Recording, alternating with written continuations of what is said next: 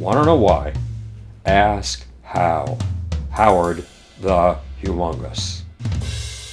In my opinion, the sooner Vladimir Putin leaves the planet, the better.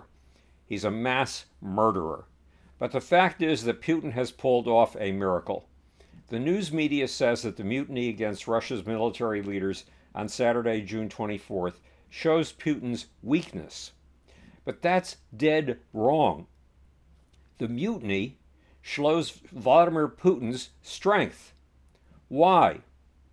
On Saturday, it looked as if Russia was on the verge of civil war, but Putin resolved the situation in a mere 36 hours, with the loss of only 13 lives.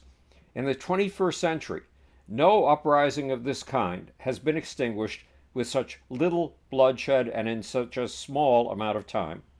How did Vladimir Putin pull this off?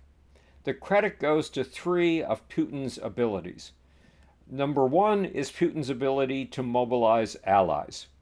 Putin used Belarusian leader and ally Alexander Lukashenko as a puppet to negotiate with the leader of the uprising, Yevgeny Prigozhin, convincing Prigozhin to turn his Wagner mercenary troops around when they were within 125 miles of Moscow, and convincing Prigozhin to take refuge in Belarus. In the days since the Saturday mutiny, Putin has strengthened the alliances that saved him. Monday, he met with the heads of his 5 security agencies. Tuesday, he met with the police and military units, which Putin says ensured law and order during the mutiny. He met with them to thank them. Tuesday, Putin also met via video with the 10th Forum of the Russian and Belarusian regions. And in the last 3 days, he has talked to the President of the United Arab Emirates, the Crown Prince of Saudi Arabia, and the King of Bahrain, all of whom called him to express their solidarity. But Putin did more than reinforce his alliances. He used ability number 2. He used the carrot and the stick.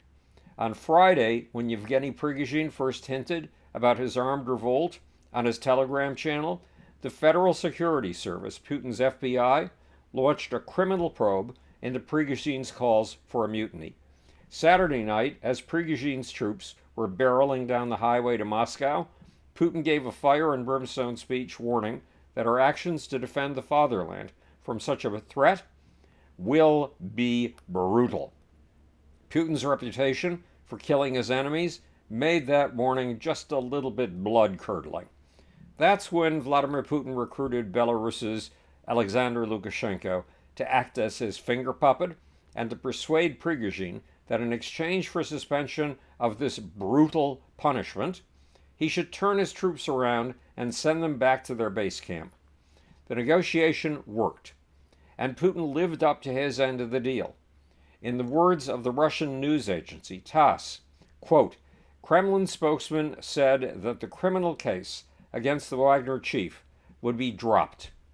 In addition, the Russian authorities pledged not to prosecute those Wagner paramilitary fighters who took place in the mutiny in light of their, quote, frontline achievements, close quote, in Ukraine. Then there's Putin's ability number 3, his grasp of history. Putin summed up the crisis accurately in his Tuesday address, thanking military and security groups. Armed rebellions are usually followed by total chaos and civil war. This is what you have prevented, he said to his assembled men. You have avoided civilian casualties. Here's where Putin's knowledge of history comes in. The mutiny, said Putin, was a stab in the back of our country and our people. It was such a blow, Putin explained, that was dealt to Russia in 1917 when the country was fighting in World War I, but its victory was stolen. Intrigues, bickering, and politicking turned out to be the greatest catastrophe, leading to the destruction of the army and the state, loss of huge territories, resulting in a tragedy and a civil war. 1.2 million people died in Russia's 1918 to 1921 civil war, but Putin does not mourn the people.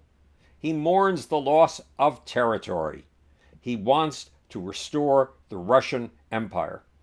Nonetheless, in the last 5 days, Putin has sidestepped slaughter.